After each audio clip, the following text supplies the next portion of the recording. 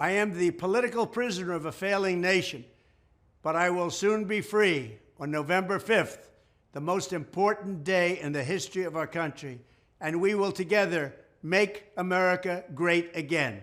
Thank you. Nothing screams "I love my country" more than repeatedly calling said country a failing nation and hoping the stock market crashes for your own political gain, and nuking border bills because it might hurt you politically, or stealing classified documents and playing cat and mouse with the FBI for over a year after. I mean, I could go on and on, but Donald Trump just posted a series of deranged videos to his Truth Social account, and I want to break down some of these videos, debunk what he said. First, let's break down these Trump clips. After sitting for 5 weeks through that rigged trial in Lower Manhattan, which was surrounded by vast but unnecessary numbers of New York's finest in order to keep law-abiding MAGA patriots away, and as I watched insignificant numbers of fully funded radical left troublemakers with brand new and gleaming professionally made signs, screaming and cursing from areas said to be close to us and all others, I realized that reason, truth, and love of our country is no longer a force of good and change.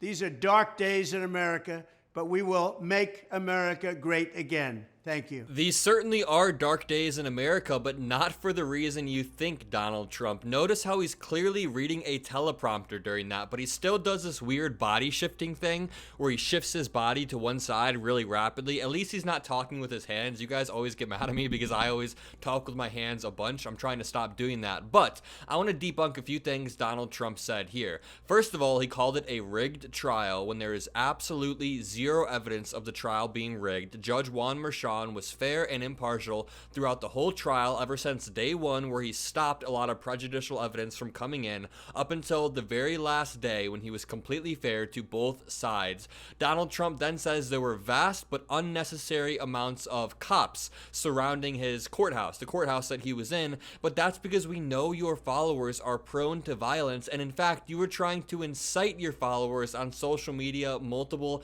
times. You constantly attacked the judge, the judge's daughter, other members of the court. You used your allies in Congress and on Fox News to attack them for you once you had a gag order placed on you, even though that didn't really stop. So yeah, the amount of cops outside was totally necessary because number one, your followers are prone to violence, and number two, Donald Trump is a high-profile person himself. I mean, many people in America hate Donald Trump, so he should be glad he had that much security.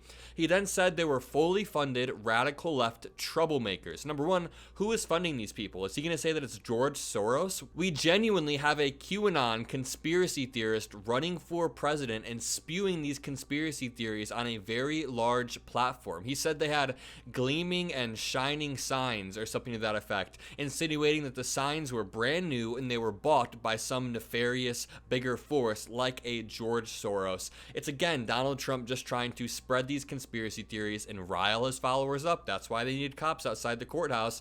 He then said these are dark days in America, and he's right about that, but for the wrong reasons. These are dark days because we have a presidential candidate and a former president who got convicted on 34 felony counts and is still the front runner, the presumptive nominee for the Republican Party. We have somebody who committed an insurrection, who tried to subvert the will of the American people as the Republican front runner. That's why there are dark days in America, not because everything is rigged against you. Every single institution, every single court, every single judge is rigged against Donald Trump in his opinion. That is not why there are dark days in America, but I digress. Let's keep watching. If this can happen to me, it can happen to anyone.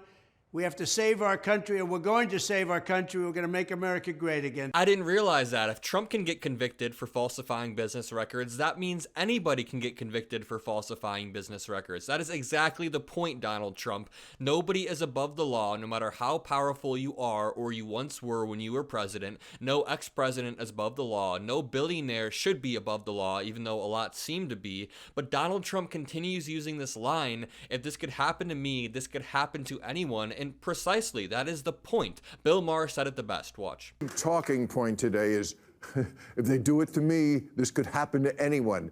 Yes, of course. I'll have to remember that next time I'm cheating on my third wife with a porn star to pay her off when I'm running for president. So a legal expense was called a legal expense, not a construction expense or an expense for sheetrock or cinder block or an expense for what other people might want to call it. No, legal expense was legal expense. There was nothing wrong. I was not involved in that designation, but what else would you have called it? It was absolutely done correctly. It was, in fact, a legal expense, and that is the so-called crime that you've been reading so much about. This is the most obvious lie in the world. If you were even slightly paying attention to the trial, which it seems like Donald Trump wasn't, even though he was there, you know that Trump wasn't convicted for simple legal expenses. He was convicted for falsifying business records, for making a fraudulent reimbursement to Michael Cohen, not because Michael Cohen did lawyer stuff for him, because Michael Cohen paid Stormy Daniels hush money, all with the end goal of influencing the results of the 2016 election. So don't let MAGA or Donald Trump rewrite history and make it seem like it was simple legal expenses when Donald Trump falsified business records and violated multiple other laws, including a potential FICA violation when they violated campaign finance laws. But back to Donald Trump saying his civil rights are being violated. My civil rights have been totally violated with this highly political, unconstitutional, and election-interfering witch hunt of a trial. How many buzzwords can Donald Trump possibly fit into a single sentence? Just in that one clip, he said his civil rights are being violated. Then he said a slew of buzzwords like it's highly political, it's unconstitutional, this election-interfering witch hunt of a trial. Absolutely absurd verbiage there. Donald Trump genuinely has a limited vocabulary where he uses only a few words and a few key catchphrases to pander to his audience. But the state of the Republican Party is just so incredibly sad right now. They are all victims. They are all playing the victim card no matter how many crimes they commit. And it's all because of Donald Trump modeling this behavior for all of the MAGA sycophants beneath him. Our failing nation is being laughed at all over the world for what's happening. But we're going to go forward and we're going to make America better than ever before. November 5th is the most important day in the history of our country.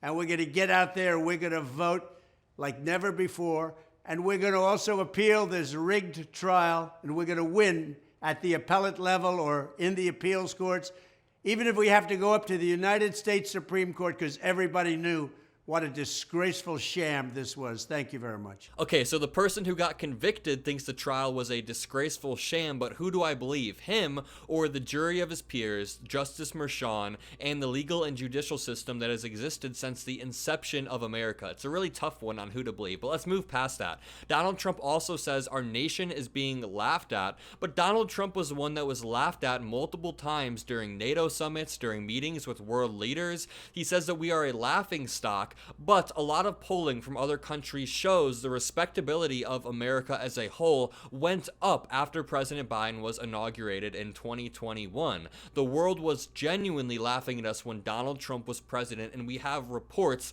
that say as much. If you guys enjoyed this video, make sure to leave a like. Make sure to comment a blue heart if you made it this far in the video so I check all the comments even if I can't always respond. Make sure you hit that subscribe button, but most importantly, have a great day.